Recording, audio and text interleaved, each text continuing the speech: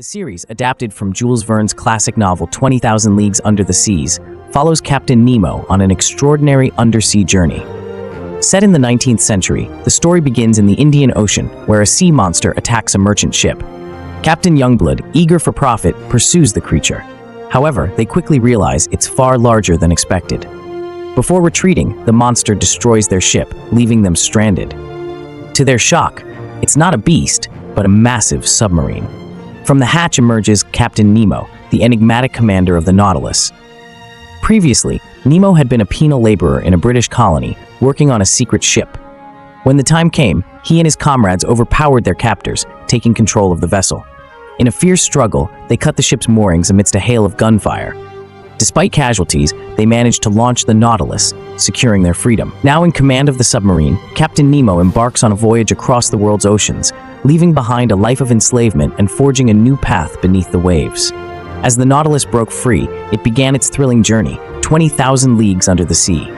The crew, led by designer Benoit, quickly adapted to their roles, guiding the submarine deeper into the ocean. On shore, guards fired in vain, unable to damage the Nautilus. At the helm, Nemo navigated through dangerous underwater crevices, knowing a single collision could be fatal. Fortunately, they emerged into open water, though the East India Company would surely pursue them. As oxygen dwindled in the cabin, Nemo prepared to surface.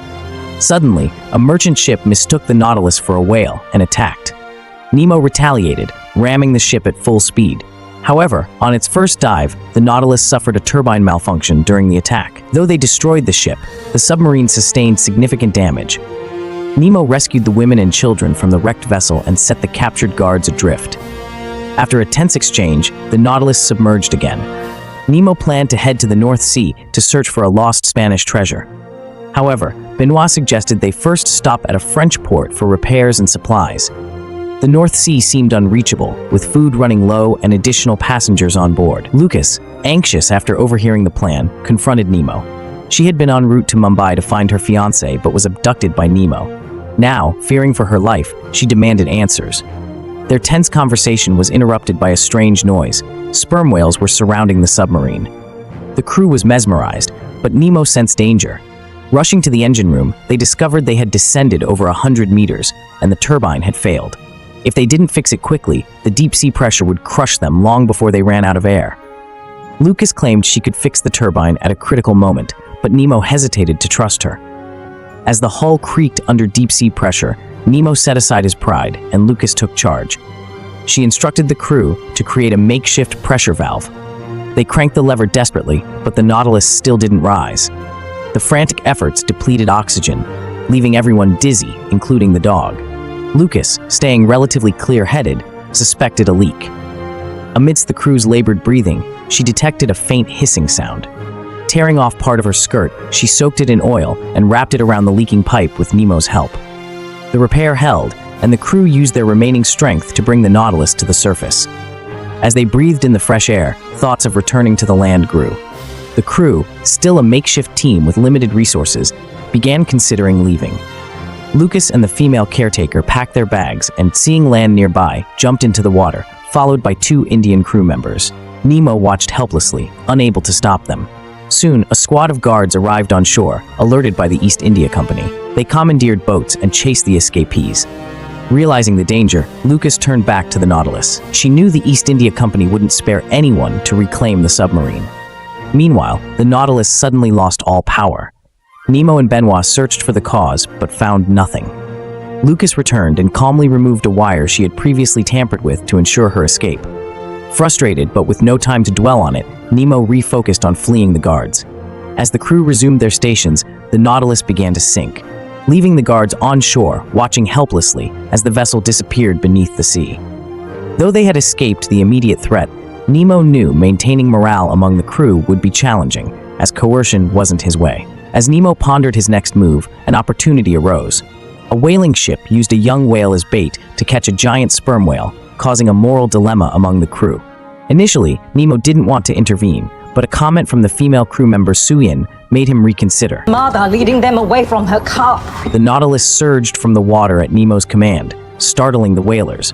Before they could react, Nemo leaped from the deck towards the harpooned mother whale. The whalers retaliated with shotguns, but the Nautilus crew united. The first mate controlled the submarine's distance, while the sailors fired shots to buy Nemo time. Nemo cut the rope, grabbed the harpoon, and sank with the whale into the depths. Shortly after, he returned with the harpoon, boosting the crew's morale as they experienced the power of teamwork. Riding the victory, Nemo tried to convince the whalers to release the whale calf, but they refused, as their livelihood depended on it. With no money, Nemo impulsively threw Lucas's gold bracelet to the fisherman, settling a score with her and honoring her earlier agreement to save the whales. However, the bracelet was a keepsake from Lucas's father, and Nemo regretted his impulsiveness, vowing to make amends. Their interference drew the attention of the East India Company, which sent the Fearless, a steel warship, to pursue them. Equipped with sonic detectors, the Fearless could detect the Nautilus underwater. Nemo ordered the crew to shut down the engines, hoping to avoid detection. However, while Nemo could silence his crew, he couldn't silence the dog. The Nautilus was discovered, and the soldiers on the Fearless prepared to drop a bomb. With the torpedoes unloaded, the crew had no choice but to evade. The Nautilus sank deeper, reaching 100 meters. On board the Fearless, the relentless company manager Crawley extended the fuse to its maximum, preparing to drop another bomb. The crew held their breath, knowing that a direct hit would mean certain destruction. The bomb exploded 5 meters away, but the Nautilus's iron hull remained intact. However, strange sounds from terrifying deep-sea creatures were detected before the crew could celebrate. Inside the Nautilus, the dog barked frantically at something. Blaster, suspicious, approached a cabin and spotted a pair of guards' boots. Suddenly, a giant squid's tentacle slapped against the window, tightly wrapping around the Nautilus. Captain Nemo tried to start the engines, but they were immobilized. As the tentacles squeezed tighter, the crew felt the looming danger of the submarine's glass shattering. Knowing it was his duty to protect the crew, Nemo decided to test the unproven diving suits. He planned to scare the squid away with a shot, rather than confront it directly. The diving suit worked, and Nemo climbed to the top of the submarine. As he aimed to shoot, the squid sensed danger and smacked him away. Fortunately, the suit and water cushioned the impact, saving Nemo from injury. However, the Nautilus wasn't as lucky as the squid continued pulling at the hull. In a desperate move, Nemo ran towards a spear gun, but the squid intervened. At that critical moment, the mother whale Nemo had saved earlier returned, grabbing the squid's tentacle and engaging in a tug of war. For the first time, Nemo felt the insignificance of humanity. Luckily, the whale won, biting off the squid's tentacle and driving it away, much to the crew's relief. Returning to the submarine, he was greeted with cheers, but the Fearless warship still loomed above. Starting the engines would reveal their location. Nemo devised a plan. He fired a torpedo loaded with noise-making items to distract the warship.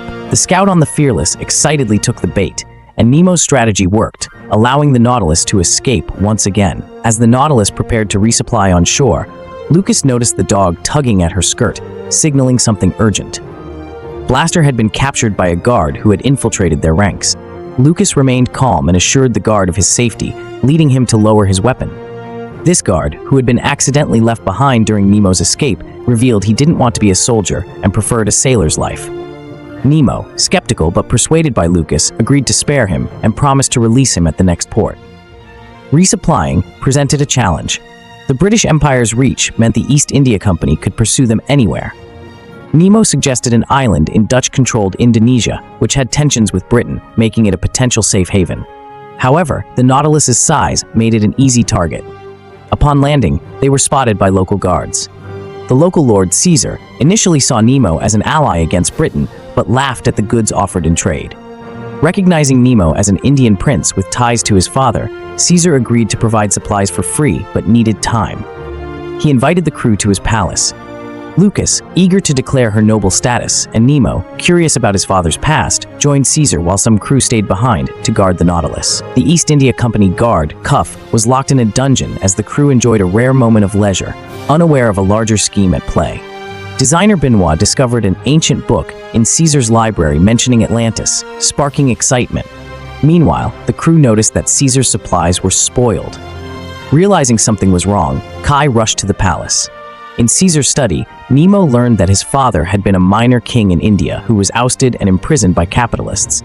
Caesar offered to help Nemo reclaim his father's wealth, and the two found much to discuss. Caesar was thrilled to learn that Lucas was skilled in mechanics, especially since the palace's ice machine was broken.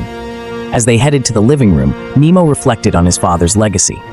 Curious, he sneaked back to Caesar's study to take a photo of his father as a keepsake, but discovered a telegraph machine signaling Caesar's betrayal to the East India Company. Caught in the act, Caesar admitted his treachery, citing British generosity as his motivation. While Nemo was thrown into the dungeon, the crew outside enjoyed a buffet.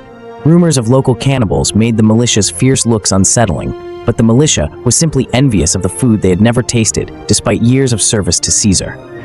Meanwhile, Kai discovered the palace's storage room filled with supplies. As Lucas finished her repairs, she heard whispers from beneath the floor and found young girls laboring to move coal in the basement.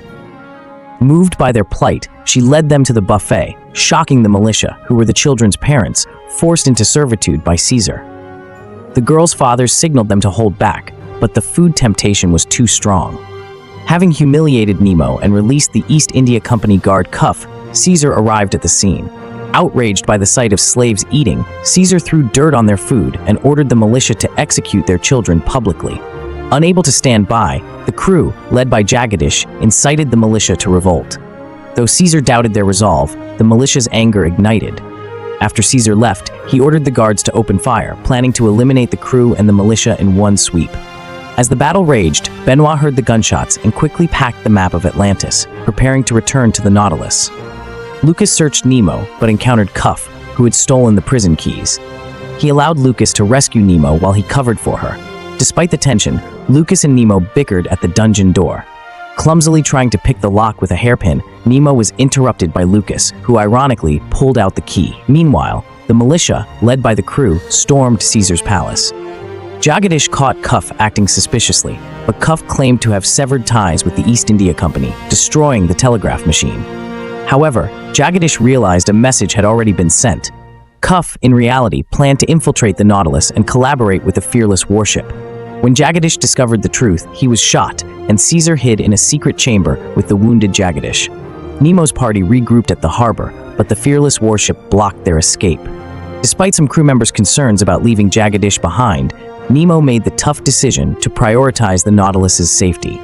However, they were too late, as the Fearless had already positioned cannons underwater, firing a warning shot near the Nautilus. Benoit realized the enemy's intent wasn't to destroy the Nautilus, but to force a surrender. Hearing this, Nemo devised a plan to outsmart them. Without a diving suit, Nemo surfaced provocatively, drawing the soldiers' fire.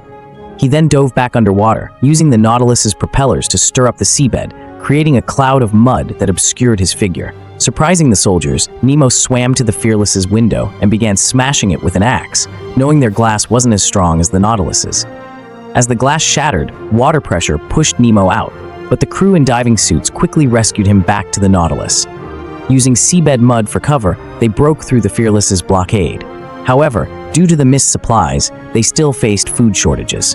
Fortunately, the crew began adapting to life on the Nautilus, growing vegetables and fishing to alleviate the crisis. The Nautilus passed through the Strait of Malacca into the Pacific Ocean, beginning its grand adventure. Though fishing provided some food, drinking water was scarce. One day, Nemo led the crew to an unnamed island, searching for fresh water. They found dragon fruit trees, and Suyin began picking fruit while Nemo and others searched for water. On shore, the dog inhaled spores, foreshadowing future troubles. Blaster, new to island exploration, wandered off alone and followed a crab, hoping for a meal. He soon realized he had disturbed a giant mother crab, though it only meant to warn him. Relaxing, Blaster then noticed skeletons around him, but Nemo reassured him. As they prepared to leave, they triggered an old ground trap. Though decayed, it still rang an alarm. Meanwhile, nearby soldiers, desperate for food, were about to sacrifice one of their own when they heard the alarm, signaling intruders. Nemo and his group, trapped, struggled to find a way out. Just as tension mounted, a dark figure appeared. The woman, Casimir, rescued them and quickly invited them to her refuge. Moving easily, she revealed she had lived on the island for a long time. Nemo followed Casimir into a foul-smelling cave, only to slip and find themselves inside a huge hollow tree with pursuing soldiers just below. Nemo stayed silent as a venomous spider crawled onto his head. Lucas, surprisingly fearless, picked it up, teased Nemo, and then tossed it down at the soldiers. After overcoming several challenges, they reached Casimir's refuge, where she had grown vegetables and created a freshwater purification system, skills Nemo admired for use on the Nautilus. They quickly agreed to return to the submarine, but Blaster's curiosity led to trouble again.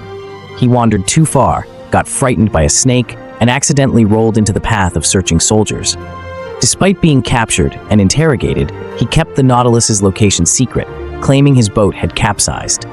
The soldiers, frustrated, decided to sacrifice him to the lake monster. As the soldiers awakened the lake monster, Nemo arrived just in time. However, the soldiers were distracted by Lucas's beauty, giving Casimir a chance to throw down a rope for Blaster to escape. The lake monster emerged, revealing its predatory nature. Just then, their comrades arrived with homemade claymores, which only angered the creature further. With its slimy body, the monster moved quickly on land, but had poor vision, giving them a brief reprieve. Nemo hurried everyone back to the Nautilus, but as they fled, a giant eel appeared from the forest, drawn by the submarine's electrical currents. As they started the engine, the eel attacked, entangling the Nautilus and causing it to tilt severely. Worse, the eel began emitting light. It was electric. The powerful discharge sparked all the submarine's electronics, forcing Nemo to shut down the engine to prevent further damage. He then sought ideas from the crew to escape the dire situation. Having grown up with a physicist father, Lucas confidently proposed a plan to deal with electric eel after some complex calculations. While theoretically sound, it was risky. Any mistake could electrocute everyone on board. Nemo supported the plan as long as it didn't damage the engine. Although he considered a daring move, like donning a diving suit to confront the eel, the creature's body had locked the hatch, leaving them no choice but to trust Lucas. Meanwhile, the dog had unknowingly spread spores throughout the submarine after encountering them on the island. As the crew focused on electrocuting the eel, the spores began affecting them. When the voltage peaked, the eel remained unaffected, and sparks knocked down the crew. Despair set in as symptoms of the spore infection appeared. Designer Benoit blamed Lucas for nearly ruining the engine and argued with Nemo. Trust issues resurfaced, but the housekeeper, Loti, stopped the quarrel. Benoit, frustrated, left, and Lucas, though scorched, promised to fix the situation. The spore virus spread, and Big Beard, losing control, smashed the barometer. Benoit discovered Cuff unconscious after spying on confidential documents, but was more concerned with the map of Atlantis. With Nemo's help, Lucas reassembled the discharge device and tried again, but the outcome was the same. Surprisingly, the eel had voluntarily released its grip. The temperature around the submarine rapidly increased, indicating the eel sensed a greater threat and fled, leaving part of its fin stuck on the Nautilus. As the eel departed, the crew saw a submarine volcano erupting on the ocean floor. Suyin tried to change course, but the helm was jammed by the eel's fin. Nemo called for electrical support, but Lucas was still paralyzed by her earlier failure. The situation worsened when Blaster discovered barrels soaked in nitroglycerin in the torpedo room. If the temperature rose too high, the Nautilus would be destroyed. Blaster couldn't move the barrels alone, so Nemo sent Kai to help while he prepared to don a diving suit to remove the stuck fin. Unbeknownst to him, the spore infection was spreading. As Nemo headed to the diving chamber, he hallucinated, seeing his deceased wife and reliving memories of home. Overcome with emotion, he collapsed, unconscious. Meanwhile, Kai and Blaster moved the explosives to cold storage. Blaster noticed infection marks on Kai's hands, but they disappeared in the cold, revealing that the cold could cure the infection. However, if they had moved the crew to cold storage, the Nautilus would have entered the volcano. Lucas eventually rallied herself and found the submarine eerily silent. She discovered that everyone had lost consciousness except Kai, who informed her that lowering the temperature could save the crew. Determined to fix the situation, Lucas decided to don a diving suit and remove the fin while Kai controlled the submarine. Despite her fear, Lucas braved the warm, red waters outside the Nautilus. As she made her way to the front of the submarine, the black infection lines appeared on her face, and she began to feel the effects.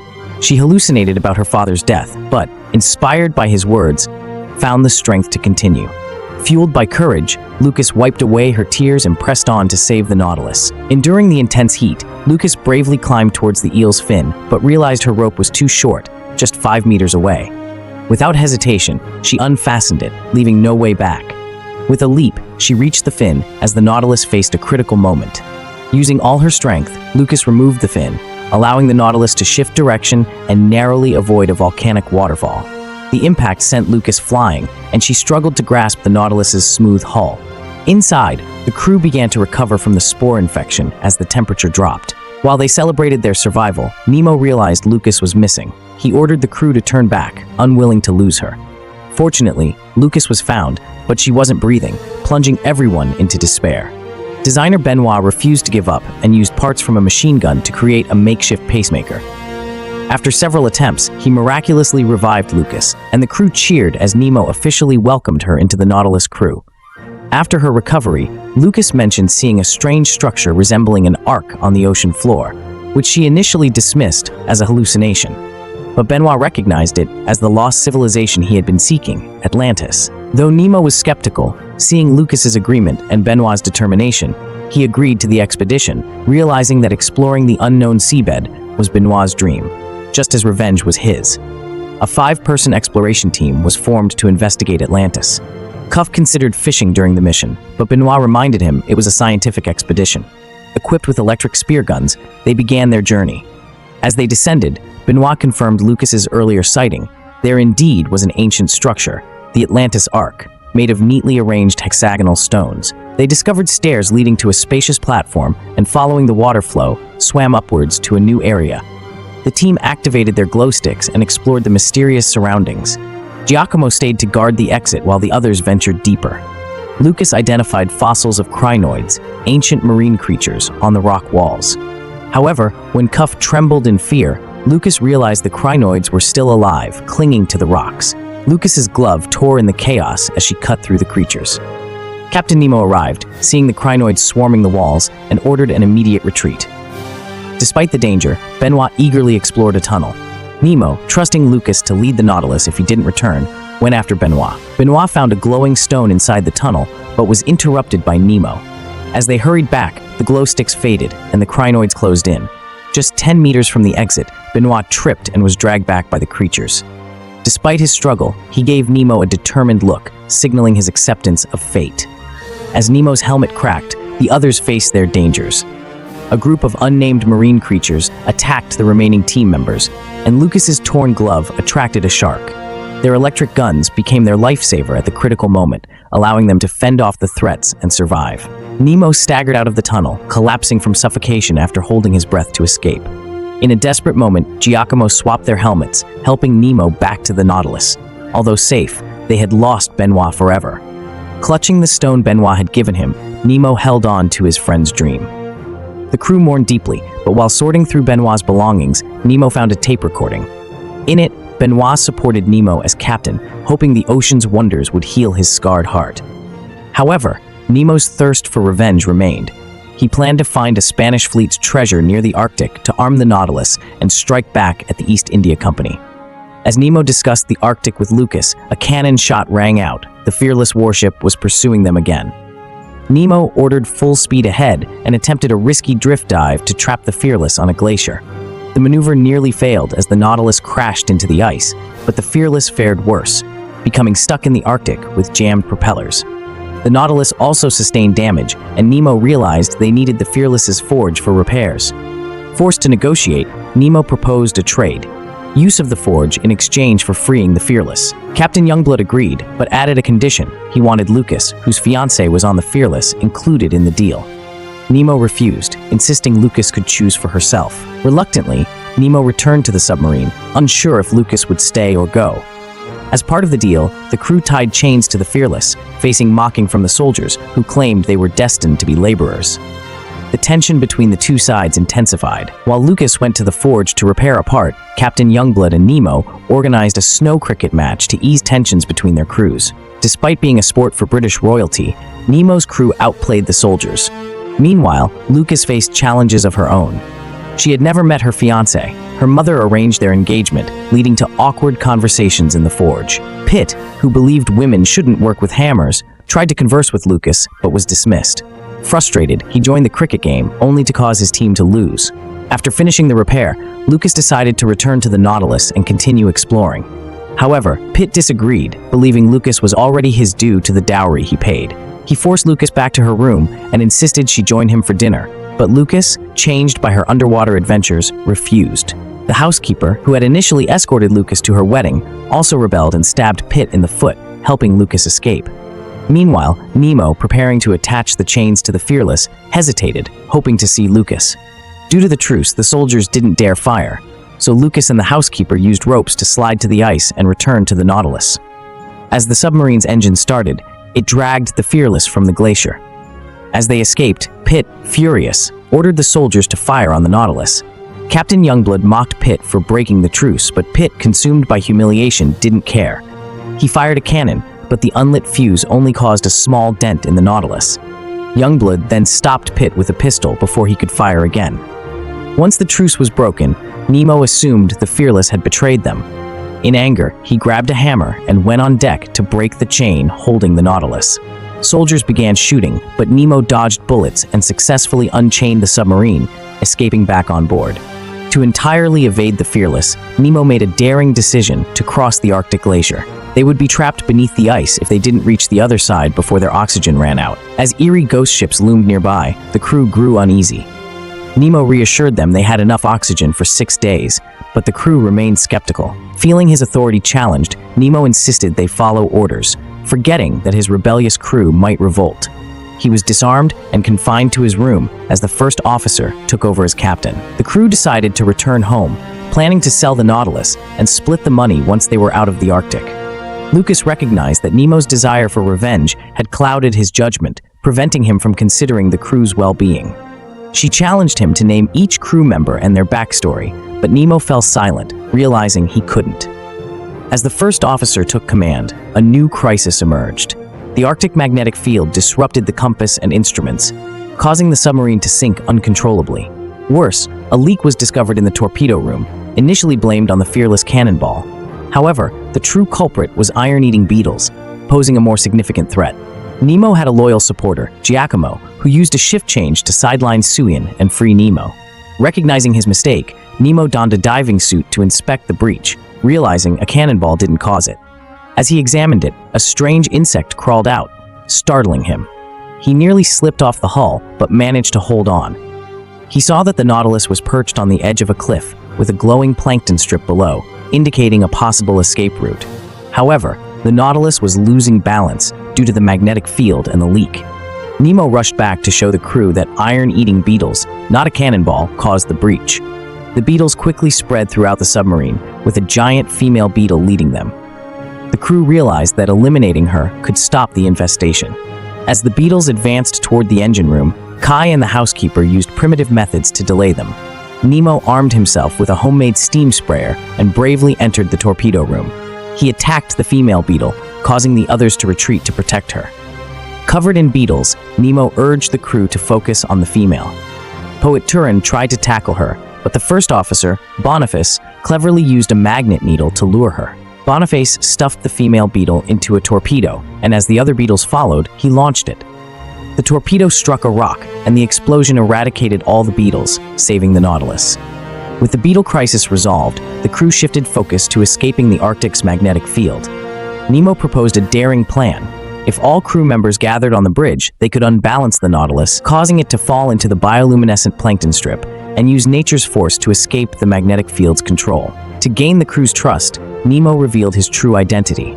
He was a prince from India, and the East India Company had murdered his wife and daughter to seize his family's wealth, imprisoning him as part of their scheme.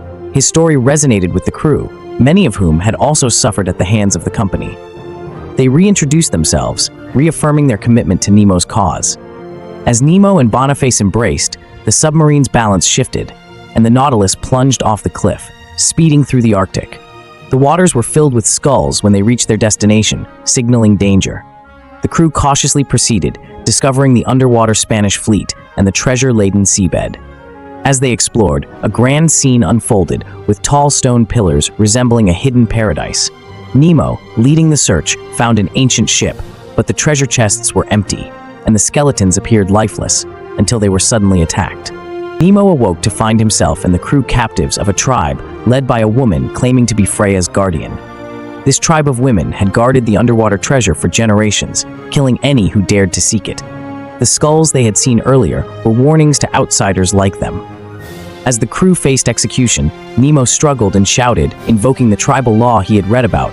Criminals have the right to defend themselves. The Queen agreed to a defense ritual to entertain the warriors and allow them to investigate the Nautilus.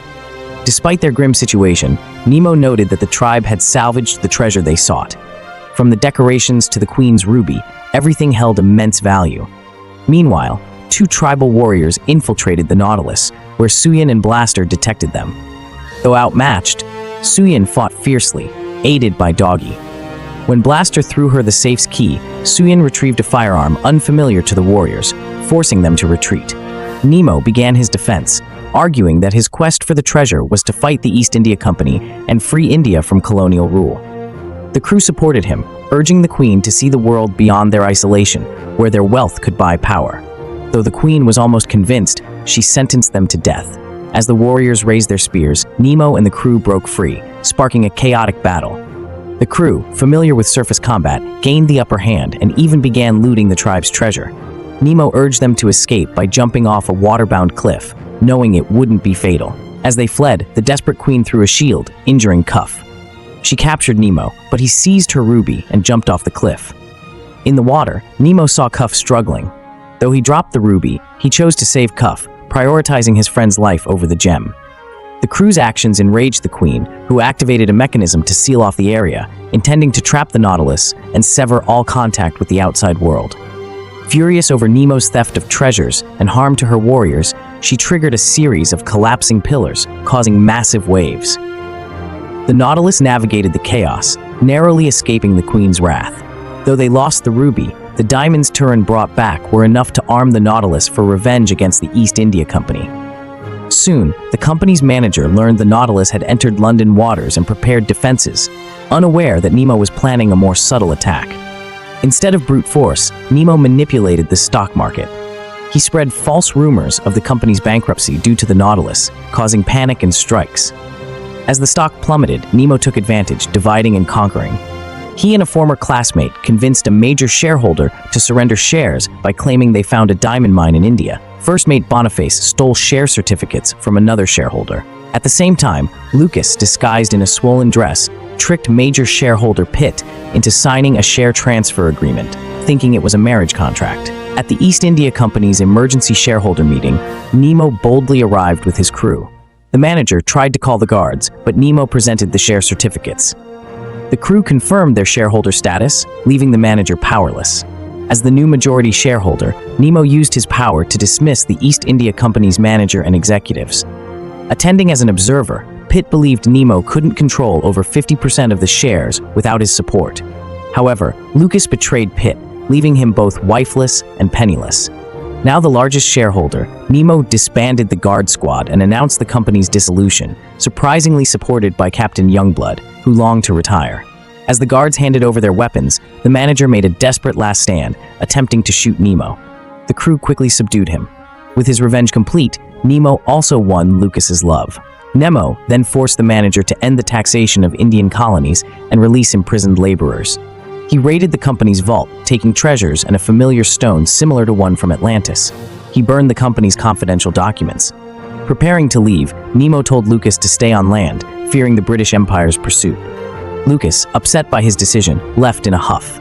As Nemo returned to the Nautilus, Lucas re-encountered Pitt, who attempted to force marriage at gunpoint. Fortunately, the housekeeper intervened, injuring Pitt. Despite Nemo's objections, Lucas decided to rejoin the Nautilus. As one crisis ended, another began. The dismissed manager, Crawley, ordered the fearless battleship to attack the Nautilus. Captain Youngblood, now free, refused, forcing Crawley to threaten a guard to compel compliance. Reluctantly, the soldiers launched an attack, but Nemo's upgrades allowed the Nautilus to withstand the assault. Crawley ordered the cannons to fire as the submarine escaped, but the Nautilus's armor held firm. Knowing the Royal Navy could be alerted, Nemo had planned. Blaster and another crew member planted explosives on the bridge to cut off the Fearless's pursuit.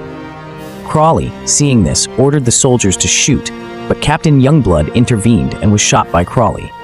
As the bridge collapsed, the Nautilus rescued the two crew members. Though some suggested waiting for Lucas, the crew agreed it was too dangerous. Lucas arrived at the port, only to see the Nautilus disappearing, fueling her determination to rejoin them.